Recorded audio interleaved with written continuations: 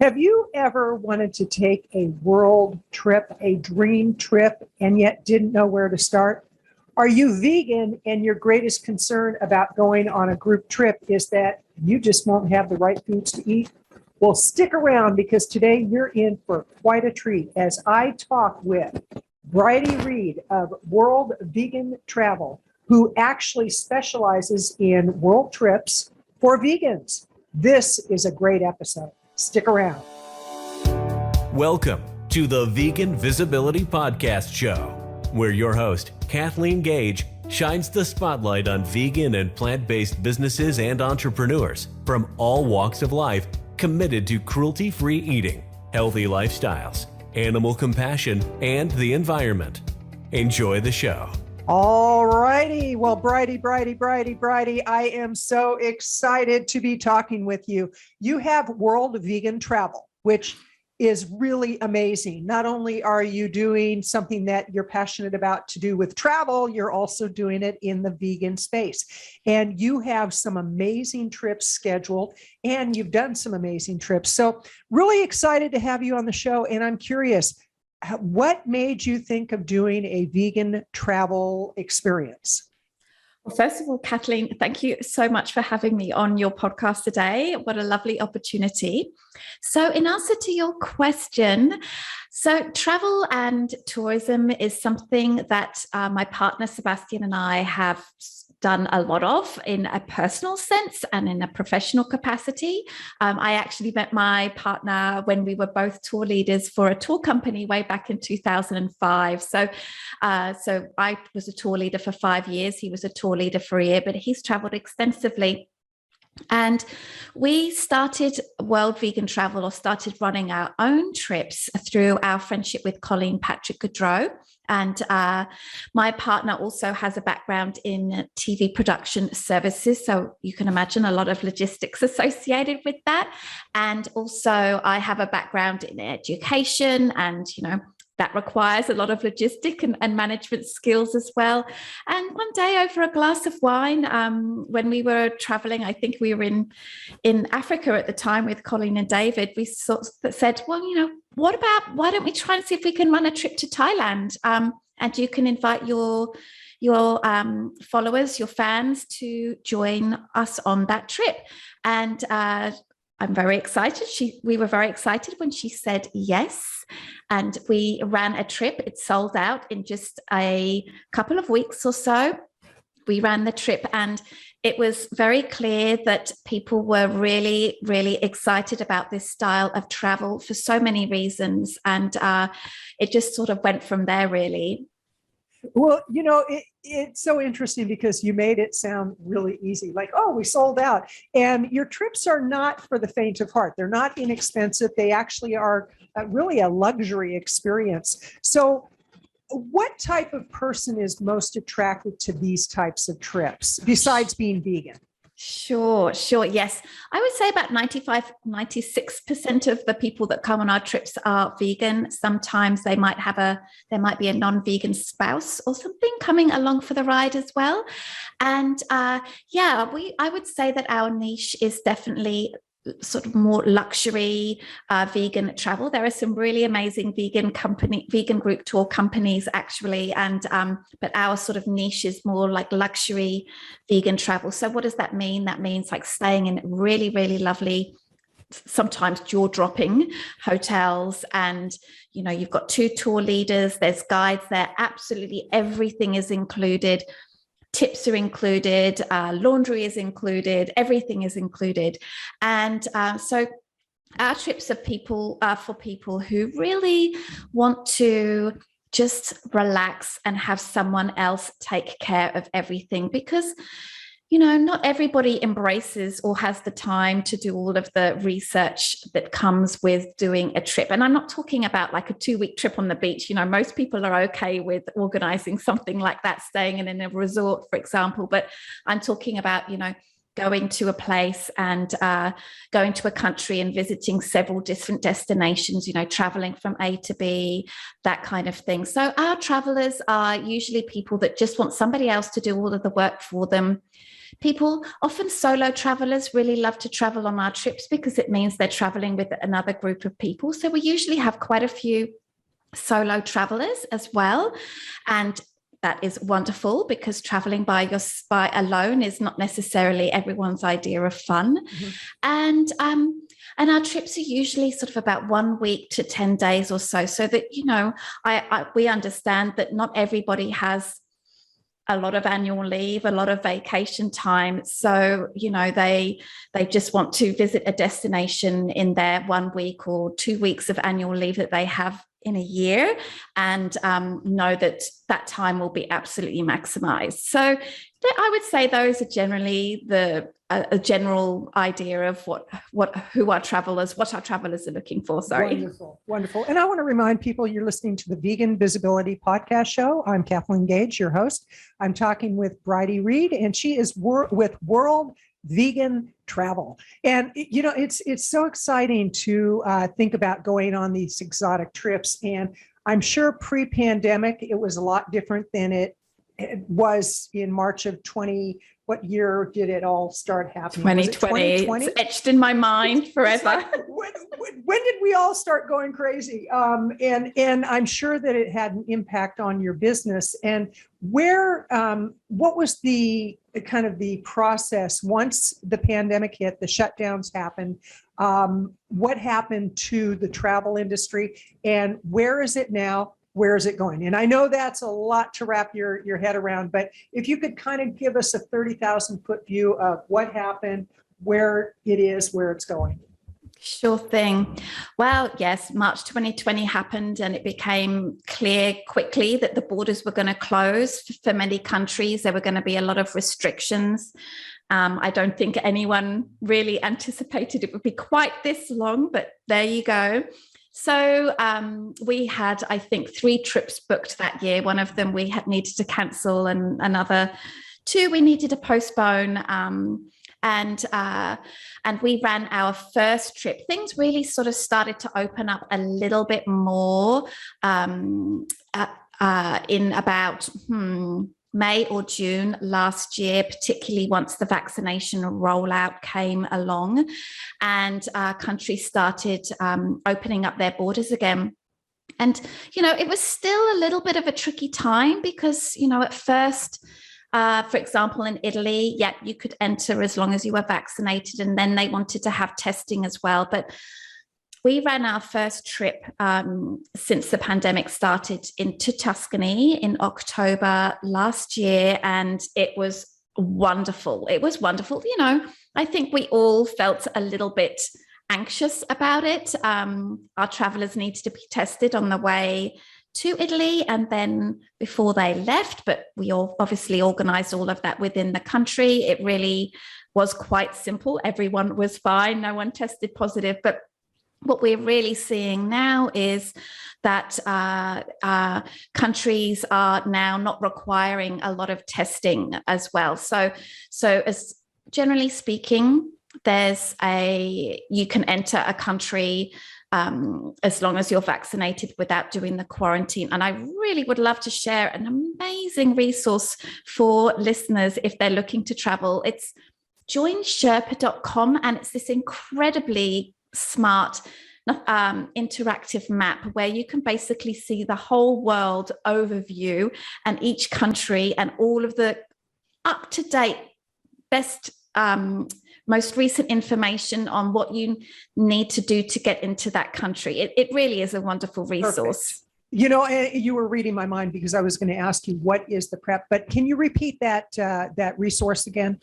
Yes, it's joinsherpa.com, and they have this discovery map, and it's so cool because you can put in where you're resident and where you want to go, and it sort of divides up the world into 4 different categories, like easy to travel, no testing. Then another one is test and travel. Another one is quarantine. And another one is, it's a little bit hard to travel there right now. You've got to be something pretty special in order to be able to go. Like China, for example, is still in this category. And you can just toggle between vaccinated or unvaccinated. So you can really get a sense of where you can go. And the information is very, very helpful. So it's Join Sherpa?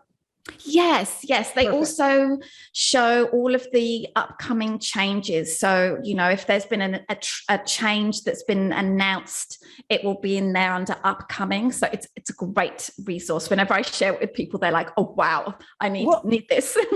and how do people reach you? I want to make sure that people know how to reach your website. Sure. Well, they can go on to www.wellvegantravel.com and they can see all of the trips that we have available.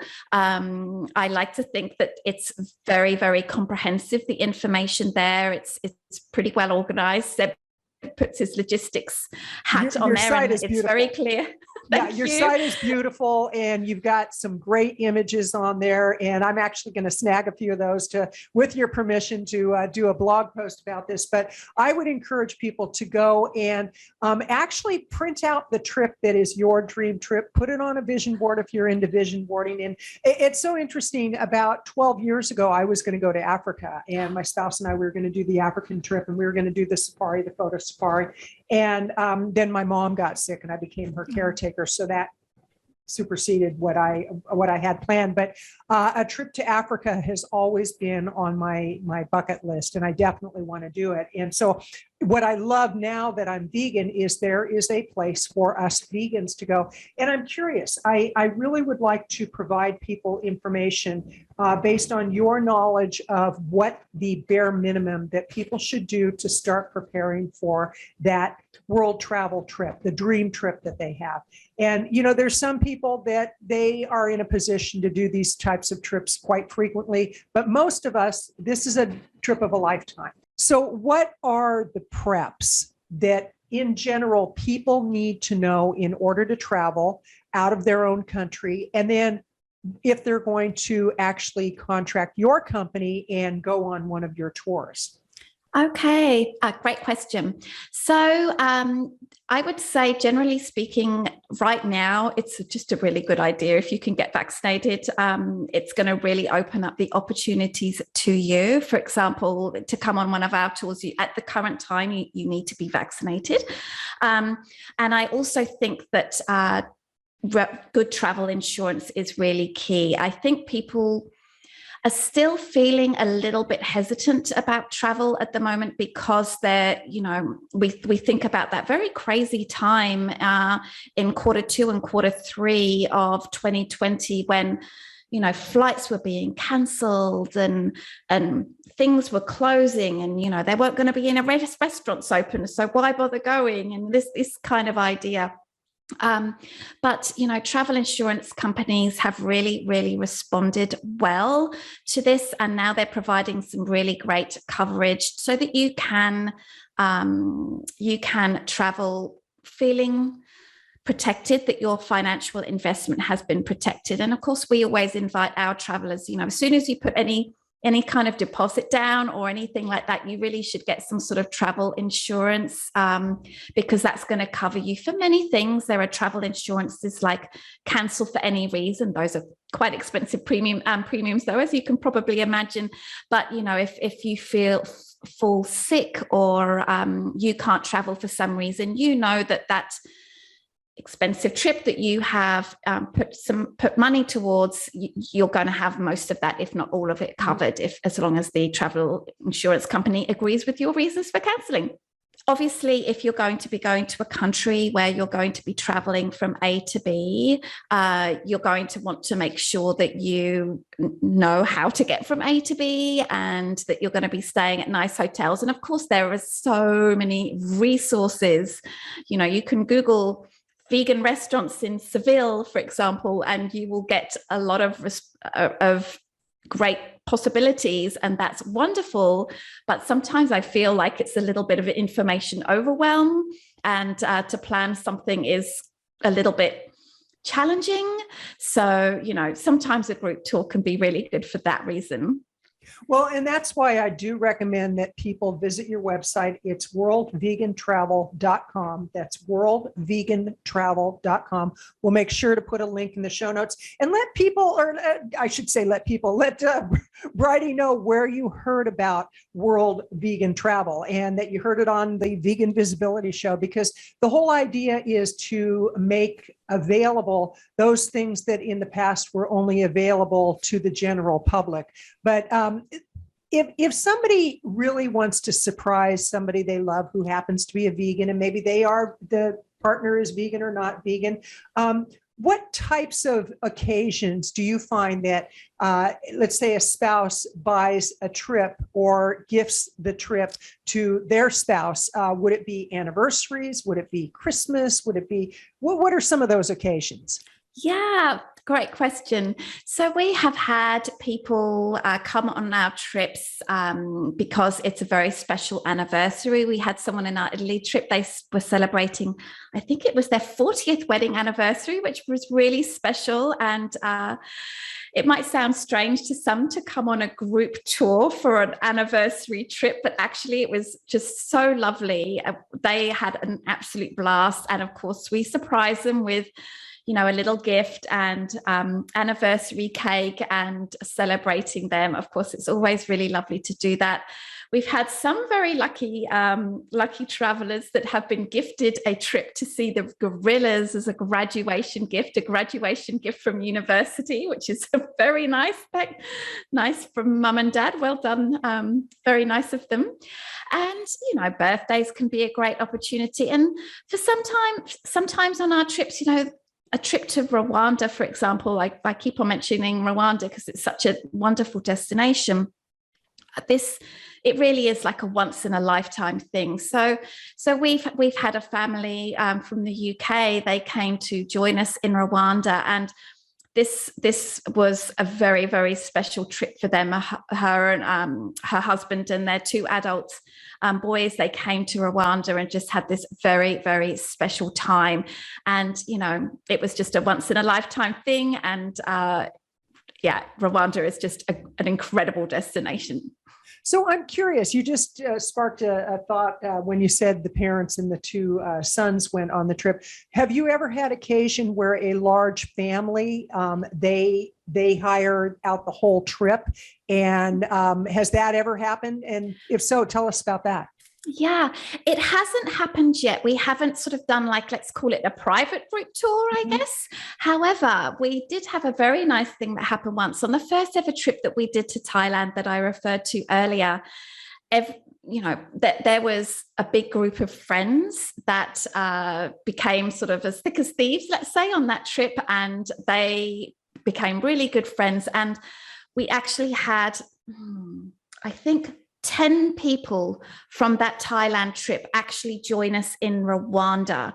So it was like they had this big meetup again in Rwanda. And we do have a lot of frequent travelers, people that have traveled with us like 4 or 5 times. So sometimes, for example, we might say, for example, in Tuscany, that's coming up in June, we have 2 women traveling together that actually traveled with us in Alsace. So they didn't know each other before the Alsace trip, but they really, really loved the trip. They became really good friends and they decided to join us on another trip. So it's not exactly what you were saying, but it's kind of connected. Well, and you never know. Now that we've put it out there might be a big family, because I have a friend who has been a client for many, many years, and she's a dear friend now.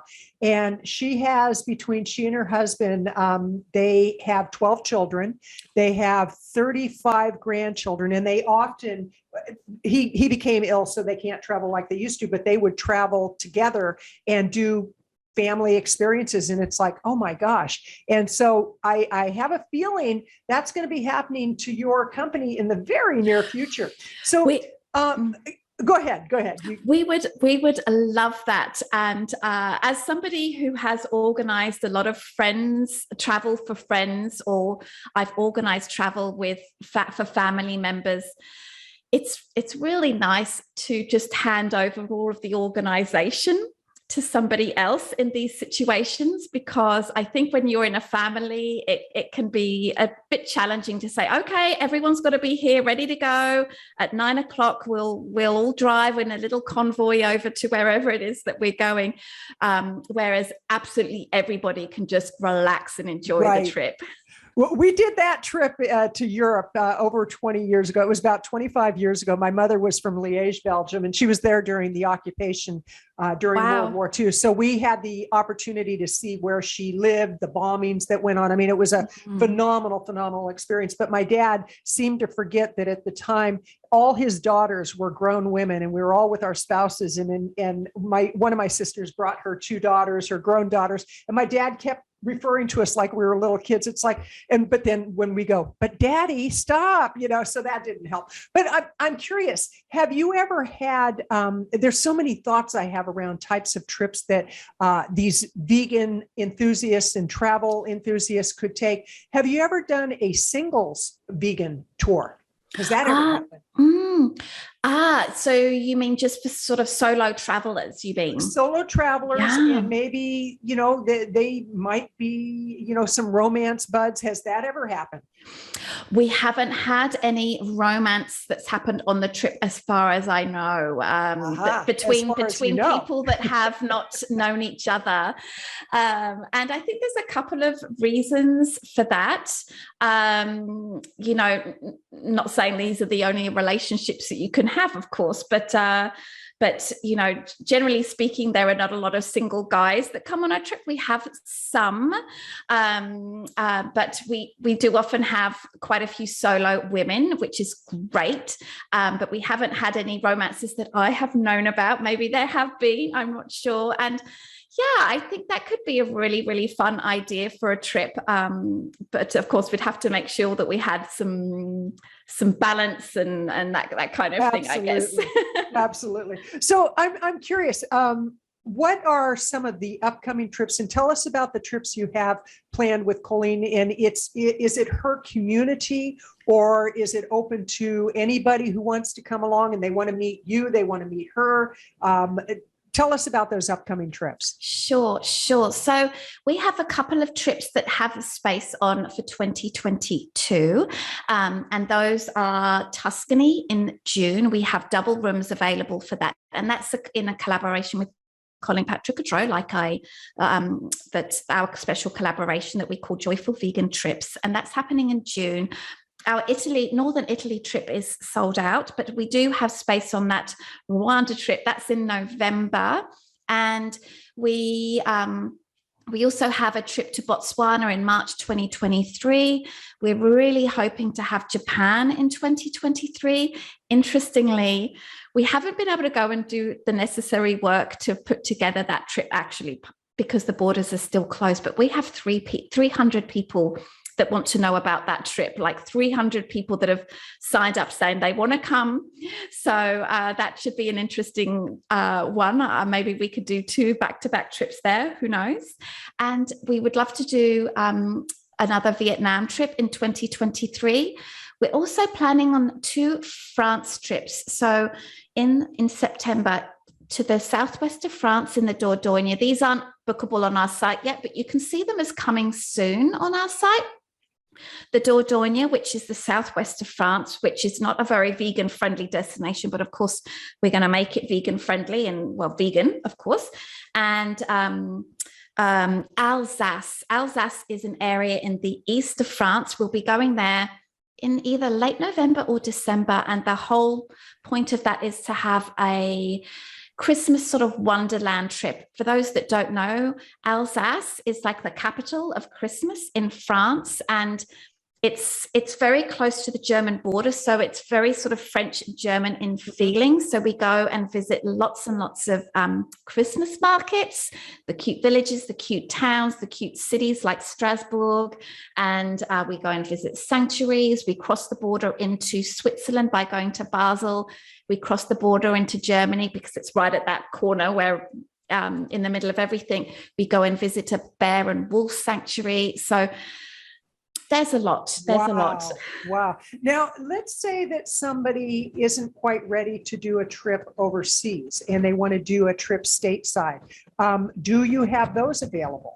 That's a great question. We don't have any trips to the United States, but something that we are planning on doing, but we're not quite there yet, is to have a trip to Canada, which I think is very interesting for people because it's not too far. We could probably keep the trip duration a little bit shorter, maybe 4 or 5 days for those people that don't have a lot of time. And we're trying to decide whether it could be an East Canada trip or a West Canada trip, maybe in the east of Canada, focusing on Quebec, where they speak French and more, and maybe it feels a little bit more difficult to travel around. There's a really interesting vegan cabin à sucre, which is like a vegan maple syrup farm, for want of a better word, and some really, really fabulous accommodation options. And then, of course, in the West, we have the Rocky Mountains. We'd love to veganize the Rocky Mountaineer, which is a famous train ride. There's a few opportunities there. So it's definitely in our minds. It's not on the website, but it's in our minds. Okay. And again, I want to remind people you're listening to the Vegan Visibility Podcast Show. I'm your host, Kathleen Gage, and I'm talking with Brighde Reed, who is with World Vegan Travel. She is the owner of World Vegan Travel. And I encourage you, please go to her website, because if nothing else, this gives you an idea of the possibility of a dream trip that you can take. And especially if you're vegan, what better than to go on a trip with other vegans and to really be able to have all your needs catered to. Because I think the greatest challenge that we as vegans have is when we do travel to destinations, we are concerned about, will we be able to find good, healthy food that accommodates our eating and lifestyle? And in closing, actually, before I ask the closing question, give me the top 3 things that somebody would need to do, again, to prepare for the trip. One is definitely the vaccination. What would be 3 other things that they could do? Okay, so get good travel insurance. I would say learn about travel insurance. You don't need to be a super expert or anything, but learn about travel insurance. Consider what it is that you need from travel insurance, and make sure that you get enough insurance that covers your sense of risk, I would say, and to cover that your investment in your trip, because that makes everything else feel a little bit more safer and more comfortable. I would also say there's a really great website. You could be lucky if you don't know about it. It's called veggihotels.com. Veggie Hotels is let's call it a database of vegan, vegetarian, and very vegan-friendly hotels around the world. And this is a really cool website to check out, because it often, if you really want to stay in a place, it might be off the beaten track a little bit, and you might discover something really, really special. And what else can I say? Yes, a tip for the plane would be, make sure that you order in advance your food. I know in North America, usually food is not included on flights, whereas on international flights, it usually is included. And you can pre-order your meal. You usually choose the code VGML, and make sure that you order it when you book your ticket, or at least 48 hours in advance, to make sure that you get it. Confirm again on check-in, and you will have a vegan meal. Wonderful. Probably won't be that great, but you won't starve.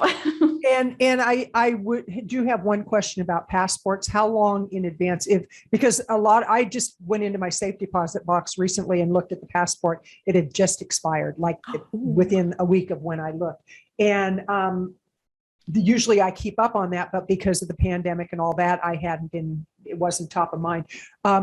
What is your tip for people making sure that their passport is up to date? And if they don't have one, how long in advance, so they don't get all the penalties and the extra fees? Yeah. Oh gosh, yes. great thing. Great idea for a question, because I'm going through all of that at the moment. So it really depends on the destination. Some countries insist on at least 6 months of passport eligibility when you enter the country. So this is very, I would say, kind of annoying, because it's like my passport is valid. Why do I need to have an extra 6 months? Like, it just means I have to get a passport 6 months earlier than I need to. So it's a little bit frustrating, but some countries will require that. So it's definitely something to check. In terms of how long it takes to get a new passport, that's a really good question. It really depends on the country that you are getting a passport from. So, for example, for me, I'm British / Australian. I need to get my Australian passport renewed, and I'm in Canada. I'm a permanent resident of Canada.